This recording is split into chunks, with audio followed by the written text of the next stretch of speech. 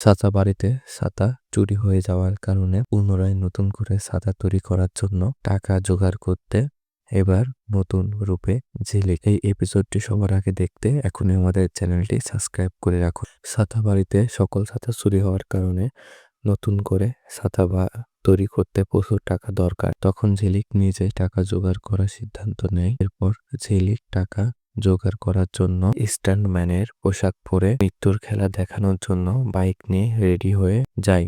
আগুন লাগানো রিংয়ের মধ্য দিয়ে সে বাইক চালিয়ে স্টান্ট দেখাতে থাকে। তখনই রিংয়ে থাকা সেই আগুন ঝিলিকের গায়ে এসে লাগে, কিন্তু ঝিলিক নিজে থেমে না গিয়ে বারবার ওইভাবেই স্টান্ট দেখাতে থাকে।